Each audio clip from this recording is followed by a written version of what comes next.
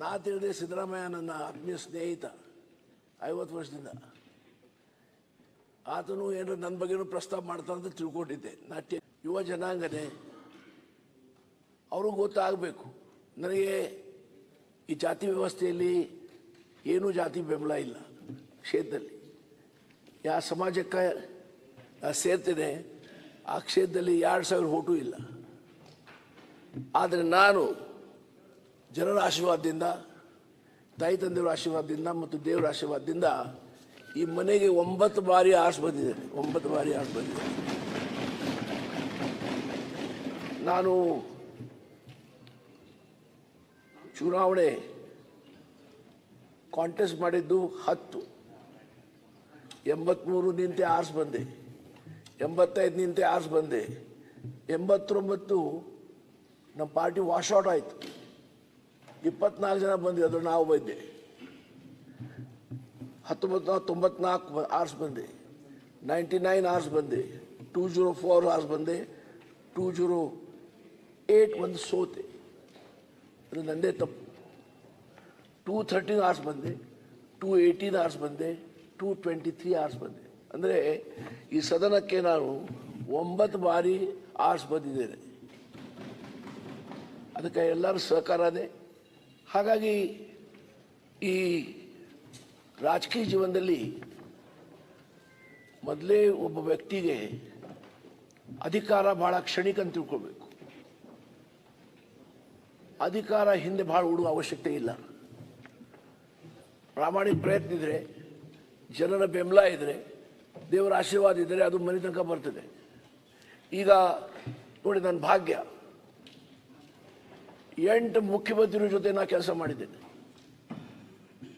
ರಾಮಕೃಷ್ಣ ಹೆಗಡೆಯವರು ಅವ್ರ ಬಲಗೈ ನಾನು, SR ಬೊಮ್ಮಾಯಿ ಅವ್ರ ಬಲಗೈ ನಾನು, JH ದೇವೇಗೌಡರು ಅವ್ರು ಇವತ್ತಿದ್ದಾರೆ. ಅದು ಅವ್ರಿಗೂ ನಾನು ಭಾಳ ಆತ್ಮೀಯ. JH ಪಟೇಲ್ಗೂ ನಾನು ಭಾಳ ಆತ್ಮೀಯ. SM ಕೃಷ್ಣ ಅವರು, ಧರ್ಮಸಿಂಗ್ ಅವರು ಭಾಳ ಸಜ್ಜನರು. SM ಕೃಷ್ಣ ಸಹ ಆದರ್ಶವಾದ ಮುಖ್ಯಮಂತ್ರಿಗಳು. ಸಿದ್ದರಾಮಯ್ಯ ಅವರು. ಹಾಗಾಗಿ ಸಿದ್ದರಾಮಯ್ಯನೂ ಸಹ ಮುಖ್ಯವಾಗಿ ಬಡವರ ಪರವಾಗಿ, ಹಿಂದೂ ಜನಾಂಗ ಪರವಾಗಿ ಹೆಚ್ಚಿನ ಚಿಂತನೆ ಇದ್ದು ಹಲವಾರು ಕಾರ್ಯಕ್ರಮ ತಂದಿದ್ದಾರೆ, ಅಭಿವೃದ್ಧಿ ಕೆಲಸ ಮಾಡಿದ್ದಾರೆ. 5 ವರ್ಷ ಮುಖ್ಯಮಂತ್ರಿ ಮಾಡಿ ಈ ಪುನಃ 5 ವರ್ಷ ಮುಗಿಸ್ಲಿಕ್ಕೆ ಪ್ರಯತ್ನ ಮಾಡ್ತಾ ಇದ್ದಾರೆ. ಹಾಗಾಗಿ ಸ್ವಲ್ಪ ಕನ್ಫ್ಯೂಷನ್ ಆಯ್ತು ಸರ್, ಸ್ವಲ್ಪ ರಿಪೀಟ್ ಪ್ಲೀಸ್. ನಾ ಏನು ಕಾಂಪಿಟೇಟರ್ ಅಲ್ಲ, ನಾ ಕಾಂಪಿಟೇಟರ್ ಅಲ್ಲ. ಆಯ್ತು, ಇದೆ. I mean support of Siddaramaiah, HD Kumaraswamy ಅವರು. ಹೀಗೆ ಪುನಃ ಈಗ ಸಿದ್ದರಾಮಯ್ಯ ಅವರು ಇಷ್ಟು ಜನ ಮುಖ್ಯಮಂತ್ರಿ ಜೊತೆ ಕೆಲಸ ಮಾಡಿದ್ದೇನೆ. ಹಾಗಾಗಿ ನಿನ್ನೆ ನಾ ಇದ್ದಿಲ್ಲ, ನನ್ನ ತಪ್ಪು. ರೆಕಾರ್ಡ್ನಲ್ಲಿ ಈ ವಿಚಾರ ಸಹ ಬಹುತೇಕ ಶಾಸಕರು ಭಾಳ ಜನ ಗೊತ್ತಿರ್ತದೆ. ಯುವ ಶಾಸಕರಿಗೆ ಗೊತ್ತಾಗಬೇಕು, ಅವ್ರಿಗ ಒಂದು ಉತ್ತೇಜನ ಆಗಬೇಕು, ಮತ್ತು ಜನರಲ್ಲಿ ಯುವಕರು ಏನಿದ್ದಾರೆ ಅವ್ರಿಗೂ ತಿಳಿಬೇಕು. ಯಾಕಂದರೆ ರಾಜಕಾರಣ ಅಂದರೆ ಭಾಳ ಜನ ಹೆದರ್ತಾರೆ. ರಾಜಕಾರಣ ಬರಲಿಕ್ಕೆ ಒಳ್ಳೆ ಜನ ಭಾಳ ದೂರ ಅದಾರೆ. ಯಾಕಂದರೆ ರಾಜಕೀಯ ಪರಿಸ್ಥಿತಿ ದಿನೇ ದಿನೇ ದಿನೇ ಡಿಟೋರೇಟ್ ಆಗ್ತಾ ಇದೆ. ಹಾಗಾಗಿ ನಾವು ರಾಜಕಾರಣದಲ್ಲಿರುವ ಜನರ ಪ್ರೀತಿ ವಿಶ್ವಾಸಕ್ಕೂ ಪ್ರಯತ್ನ ಮಾಡಬೇಕು. ಜನರ ಸೇವೆ ಯಾವುದು ಆಶೆ ಇಲ್ಲದೆ ಮಾಡಬೇಕು. ಕ್ಷೇತ್ರ ಅಭಿವೃದ್ಧಿ ಬಗ್ಗೆನೇ ಈಗ ನಾವು ದೊಡ್ಡ ಮಾತಂತ ಹೇಳೋದಿಲ್ಲ. ಕೆಲವು ಗ್ರ್ಯಾಂಡ್ ಬಂದಾಗ ನಮಗೆ ಸಮಸ್ಯೆ ಬರ್ತದೆ, ಎಲ್ಲೇ ಇದು ಗ್ರ್ಯಾಂಡ್ ಕೊಡಬೇಕಂತ. ನಾನು 3 ತಾಲೂಕು ಹೋಗ್ಬರ್ತಾವೆ. ಒಂದು ಹಲ್ಯಾಳ ಕ್ಷೇತ್ರ, ಹಲ್ಯಾಳ ತಾಲೂಕ, ದಾಂಡೇಲಿ ತಾಲೂಕ, ಜೋಡ ತಾಲೂಕ. ಜೋಡ ಅತಿ ಹಿಂದುಳ ತಾಲೂಕು ಒಂದು ಕಾಲದಲ್ಲಿ. ಈಗ ಅದು ಇಷ್ಟು ಅಭಿವೃದ್ಧಿ ಆಗಿದೆ. ಪ್ರವಾಸೋದ್ಯಮ ಕೇಂದ್ರ ಅಂತ ದಾಂಡೇಲಿ ಜೋಡ ಬೆಳೀತಾ ಇದೆ. ಹಾಗಾಗಿ ಜಸ್ಟ್ ತಮ್ಮ ಸಮಯ ತಗೊಂಡೆ ಕ್ಷಮಿಸಬೇಕು. ಸದನ ಜಸ್ಟ್ ಮಾಹಿತಿಗಾಗಿದೆ ಹೇಳಿದೆ. ನಮಸ್ಕಾರ. ಅಲ್ಲ, ಒಂದು ನಿಮಿಷ ಸಭಾಧ್ಯಕ್ಷ. ಈಗ ದೇಶಪಾಂಡೆ ಅವರು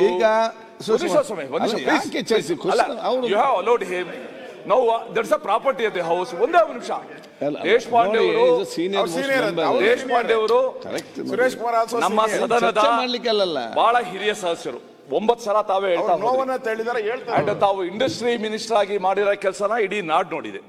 ಹೈಯರ್ ಎಜುಕೇಶನ್ ಮಿನಿಸ್ಟರ್ ಆಗಿ ಕೆಲಸ ಮಾಡಿದ. ನಂಗೆ ಒಂದೇ ಕುತೂಹಲ, ಜನತಾ ಪಾರ್ಟಿ, ಜನತಾ ದಳ ಕಾಂಗ್ರೆಸ್ ಈ ಮೂರೂ ಪಾರ್ಟಿನಲ್ಲಿ ಮುಖ್ಯಮಂತ್ರಿಗಳಿಗೆ ಮಾರ್ಗದರ್ಶಕರಾಗಿ ಆತ್ಮೀಯರಾಗಿ ಬಲಗೈಯಾಗಿ ನಿಂತಿದ್ದೀರಾ ಗುಟ್ಟೆ ಏನು ಅಂತ. ಓಕೆ,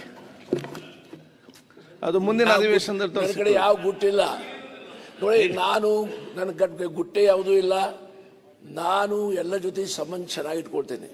ಇನ್ನೂ ಸಹ ಕೆಲವು ಮುಖ್ಯಮಂತ್ರಿಗಳು ಯಾರಾದರೂ ಇವತ್ತಿವರು ಏನು ಆದರೆ ಈ ಭೂಲೋಕದಲ್ಲಿ ಅವ್ರು ನಮ್ಮ ಪಕ್ಷದಲ್ಲಿ ಇಲ್ಲಾದರೂ ಅವ್ರ ಜೊತೆ ನನ್ನ ಸಂಬಂಧ ಚೆನ್ನಾಗತ್ತೆ, ನಿಮ್ಮ ಜೊತೆ ನನ್ನ ಸಂಬಂಧ ಚೆನ್ನಾಗತ್ತೆ.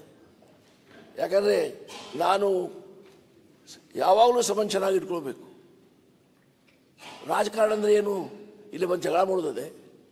ನಿಮ್ಮ ಪಕ್ಷದ ಕಾರ್ಯಕ್ರಮ ಮೇಲೆ ನಿಮ್ಮ ನಿಷ್ಠೆ ಇರ್ತಿದೆ, ಆ ಪಕ್ಷದಿಂದ ನೀವು ಆರಿಸಿ ಬರ್ತೀರಿ. ಜನ ನಿಮಗೂ ಆರಿಸಿದ್ದಾರೆ, ನನಗೂ ಜನ ಆರಿಸಿದ್ದಾರೆ. ಹಾಗೆ ನಿಮಗೆ ಗೌರವ ಕೊಡೋದು ಸಹ ನನ್ನ ಜವಾಬ್ದಾರಿ ಇದೆ, ನನಗೆ ಗೌರವ ಕೊಡೋದು ನಿಮ್ಮ ಜವಾಬ್ದಾರಿ ಇದೆ. ಈ ಪರಸ್ಪರ ವಿಶ್ವಾಸದಲ್ಲಿ ನಾವು ಹೊರಟ್ರೆ ಏನು ತೊಂದರೆ ಆಗೋದು.